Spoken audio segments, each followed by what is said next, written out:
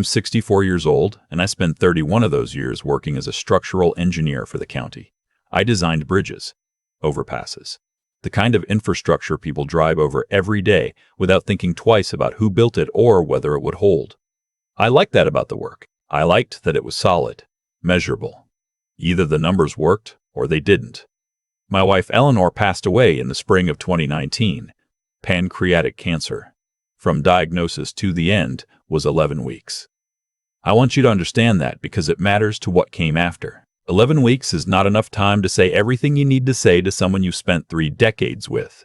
It's not enough time to memorize the way she laughed or the specific sound of her moving around the kitchen in the early morning. You think you already know those things by heart. You don't. You only know them when they're gone. I lived alone in our house in Naperville for almost 2 years after that. My daughter from my first marriage, Kristen, called every Sunday without fail. She'd moved to Portland years ago with her husband and their 2 boys, but she never missed a Sunday. Those calls kept me functional. That's the honest word for it. Not happy. Not thriving. Functional. I met Vera at a grief support group at the church 3 blocks from my house. I want to be clear that I was not looking. I went because my doctor told me the isolation was becoming a medical concern, and I went to prove him wrong. And instead I sat in a circle of folding chairs in a church basement and listened to a woman with short silver-streaked hair describe losing her husband to a stroke, and something in the way she talked about ordinary mornings. The first cup of coffee, the newspaper left open on the table, just cracked something open in me that I hadn't realized was sealed shut. We started talking after the meetings. Then talking became coffee. Then coffee became dinners. By the time I understood what was happening, I was already in it. Vera was 61. She said she'd been a medical billing specialist for 20 years and had taken early retirement after her husband Gordon's death. She was thoughtful and quiet in a way that felt like depth. She read actual books. She had opinions about local politics. She made me feel like I was finally coming back to something resembling a life, and I was so grateful for that feeling that I held on to it with both hands. Kristen was cautious. She said it plainly on one of our Sunday calls, about 7 months after I'd started seeing Vera. "Dad, isn't this pretty fast?" I told her it had been 2 years since her stepmother passed. "I know how long it's been," she said. "That's not what I mean." I asked her what she meant. She was quiet for a moment. "I just think you should take your time. There's no rush." I told her she liked Vera when she met her. I believed that completely. I introduced them at Thanksgiving that year, and they were perfectly civil to each other, but I caught Kristen watching Vera sometimes with an expression I couldn't quite read. Afterward, when Vera had gone to bed, Kristen found me in the kitchen and said quietly, "Just be careful, okay, Dad?" I told her I was 64, not 22. "I know," she said. "I know." We got married the following April. Small ceremony. 30 people, maybe. I sold my house in Naperville and we bought a place together in Wheaton, a 4-bedroom colonial with a yard that needed work. Vera had strong opinions about the yard. She wanted raised garden beds along the south fence. She wanted a patio with pavers. I found her enthusiasm charming. I spent the first summer of our marriage building her exactly what she wanted. The first thing I noticed was the headaches. She'd had them before we married, she said. Migraines, hereditary. Her mother had them too. She managed them with medication she got through her doctor, and I had no reason to question that. But in the first year of our marriage, the migraines seemed to be getting worse. She'd come home from errands sometimes looking gray, pressing 2 fingers against her temple, and I'd make her tea, and she'd go lie down, and by morning she'd be fine. Then came the falls. The first one was in November of our first year. She slipped on the back steps coming in from the garden and went down hard on her left side. We went to the urgent care on Butterfield Road, and they x-rayed her wrist and said nothing was broken, just badly bruised, and sent us home with an ice pack and instructions to follow up if the pain worsened. 3 months later, she fell again, this time on the stairs inside the house. She said her foot caught the edge of a step. She hit her head on the railing on the way down. I was in the garage when it happened, and I heard the thump and found her sitting at the bottom of the stairs with her hand pressed to her temple, dazed but conscious. "I'm fine," she said before I could speak. "I'm fine. I just lost my footing." I wanted to take her to the emergency room. She refused. She said she'd had worse migraines. I got her an ice pack and sat with her, and she fell asleep on the couch, and I watched her sleep and told myself she was fine. After the third fall, this one in the driveway, which she attributed to ice though I didn't remember there being ice that morning, I started to suggest she see a neurologist. She deflected every time, said she'd mention it to a regular doctor, said it was probably just low blood pressure, said I was worrying too much. I was worrying too much. That's what I told myself. The dental appointment was routine. We both saw the same dentist, a Dr. Alan Whitmore, who had a practice on Donata Square East. We went in for our semi-annual cleanings and x-rays in October, about 18 months into our marriage, on a Tuesday morning when the leaves were down and the sky was that particular flat gray that means November is coming. Dr. Whitmore did my cleaning first while Vera was in the waiting room. Then I waited while they took her back. I sat and read a magazine article about renovating kitchens without being able to retain a single word of it. Dr. Whitmore came out to the waiting area, not the hygienist. Dr.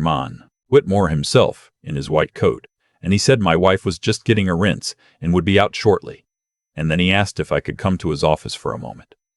I assumed it was about billing. It was not about billing.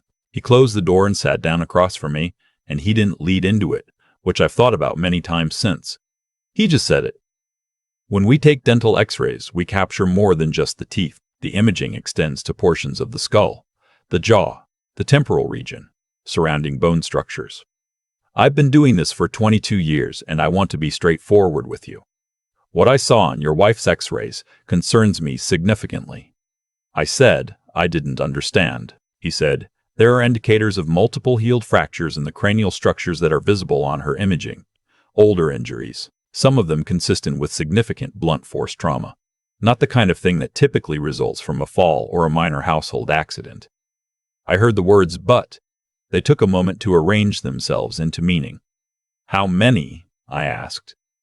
I don't know why that was my first question. It just was. He said he wasn't a radiologist and he couldn't give me a complete picture, but what he could see suggested at least 3 to 5 distinct injury sites in various stages of healing. He said he had already put a call into a colleague, a radiologist at Northwestern Medicine, and he strongly recommended that Vera get a full head CT as soon as possible. He also said, and his voice was careful when he said this, that he had an obligation to mention what he'd seen to someone who could follow up on it appropriately. He'd already called the non-emergency line of the Wheaton Police Department. I went very still. I remember noticing the diplomas on his wall. The way the overhead light buzzed, almost imperceptibly. He said he wasn't making accusations. He said he hoped it was nothing. But he said he'd seen injuries like these before in his career, and he couldn't in good conscience say nothing. I drove home alone. Vera stayed for the follow-up conversation with Dr. Whitmore, and then took an Uber. I don't remember agreeing to that arrangement. I just found myself in the car, in the parking lot, and then on the road, and then in our driveway. I went inside and sat at the kitchen table for a long time. I thought about the falls. I thought about the headache she'd attributed to migraines, her mother's genetics, low blood pressure, stress. I thought about the urgent care visit and the follow-up I'd never confirmed she'd had. I thought about small things that hadn't registered as significant at the time. A bruise on her forearm she'd said was from bumping the cabinet door. A cut near her hairline she'd blamed on a branch in the garden. I thought about what Kristen had said. Just be careful. I am not a confrontational person by nature. I spent 31 years in engineering because I trusted systems, process, evidence. I didn't know how to sit across from my wife at the dinner table that night and pretend I hadn't just been told something that had rearranged every frame of reference I had. But I did it. I sat there and I ate the chicken she'd made, and I said it was good. And I asked about her day, and she told me she'd stopped at the garden center and they were already putting out the winter inventory. She seemed completely normal. That was the thing I couldn't reconcile. She seemed exactly like the person I had married. 2 days later, a detective from the Wheaton Police Department came to the house. A woman in her 40s, professional and direct. She asked to speak with both of us. And then she asked to speak with Vera alone, and I went upstairs and sat on the edge of the bed and stared at the floor. What came out over the following 3 weeks was not what I expected. I had been preparing myself, I realize now, for some version of a history I didn't know. A previous relationship, violence she had survived, something that would make her a victim. I was building a narrative in my head where I could still be on her side. But Vera had been investigated before. Her first husband, a man named Gordon, had died 4 years earlier.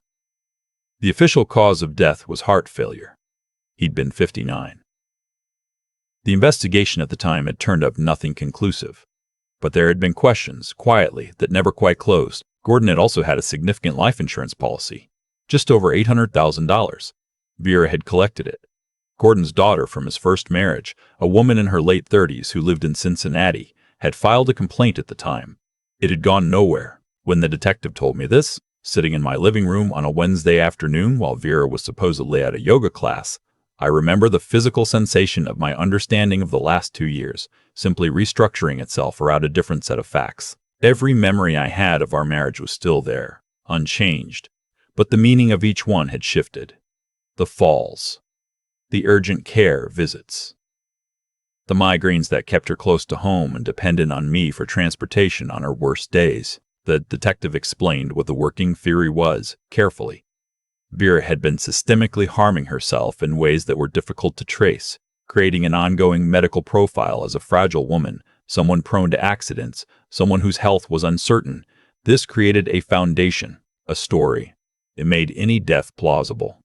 It also, the detective explained, allowed Vera to develop relationships with men who were caregiving by nature, men who had lost spouses, men who are grateful for companionship and inclined to be protective. I asked whether Gordon had actually died of a heart attack. The detective said they were reviewing the case in light of new information.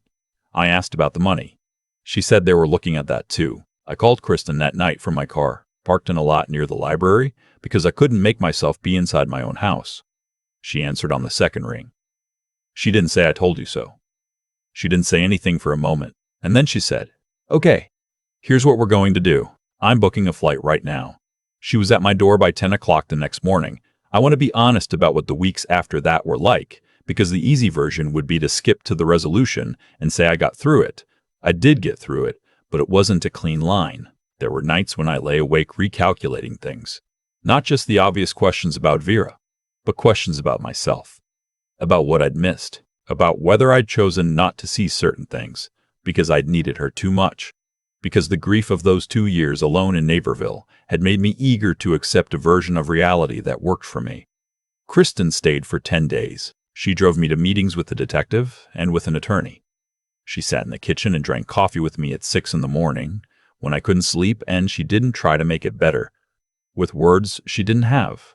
She was just there. I have never been more grateful for anything in my life than I was for her presence in that house. Vera was arrested in November. The charges included 2 counts of aggravated domestic battery. The self-harm had been documented and linked to a deliberate pattern, as well as insurance fraud related to an incident in our first year of marriage in which she had filed a homeowner's claim for injuries she had staged. The investigation into Gordon's death was reopened. I was told by the attorney that a case involving a potential poisoning can take time to build, that the toxicology work is slow and meticulous, and that I should not expect a fast resolution on that front. The insurance fraud was easier to prosecute. Vera had filed a claim for $22,000 following a fall she claimed had resulted in a head injury. The documentation she'd submitted included falsified medical records. When investigators looked closely at the records, they found the same billing codes had been used in a claim filed 3 years earlier in a different state, under a slightly different set of circumstances with a different insurer. She had done this before. That was the part I kept returning to, not just Gordon. The whole pattern was longer than I'd understood. At sentencing, Vera received 4 years in a state correctional facility, with potential for additional charges pending the outcome of the Gordon investigation. I was not in the courtroom for the sentencing. My attorney said I didn't have to be, and I wasn't. The house in Wheaton sold in February. I stayed with Kristen and her family in Portland for 6 weeks while I figured out where I was going. Her boys, 9 and 12, treated me with a careful gentleness that I found unexpectedly moving. They seemed to understand, without being told, that their grandfather was dealing with something that required some latitude. We watched football together. We built a model of the Golden Gate Bridge, an irony that was not lost on me, and the 12-year-old, who has an engineering brain, asked me more intelligent questions about load distribution than most adults I've met. I bought a smaller place in Evanston eventually, a condo on the 2nd floor, 3 blocks from the lake. I can see the water from my kitchen window on clear days. It's not what I imagined my life at 64 would look like, and I've had to make a kind of peace with that discrepancy. Dr. Whitmore sent me a card after the case concluded. A simple one, nothing elaborate. He said he was glad I was okay. He said that in 2 decades of practice, he'd only made a call like that once before, and he'd always wondered if he'd been right to do it, and that both times the answer turned out to be yes. I've read that card more than once. There's something in it I keep coming back to. The idea that doing the right thing in a quiet moment, with no guarantee of how it will land, is its own kind of structural work. You put in the support where it needs to go, and you trust the math. I talk to Kristen every Sunday. That hasn't changed. What has changed is something harder to name. A kind of wariness I carry now that I didn't have before. I don't think it's entirely a bad thing. I was a man who trusted systems, who believed that the numbers either worked or they didn't, and I applied that same uncomplicated faith to people in a way that served me well for most of my life and then didn't. I've had to learn a more complicated version of trust, one that accounts for the fact that someone can present a load-bearing facade while the underlying structure is entirely compromised. I still take walks in the morning. I still drink my coffee black. I still think, sometimes, about Eleanor, and about the 11 weeks, and about all the things I didn't say in time. But I'm here. That matters more than it used to. I'm still here, and I know now that it wasn't luck entirely.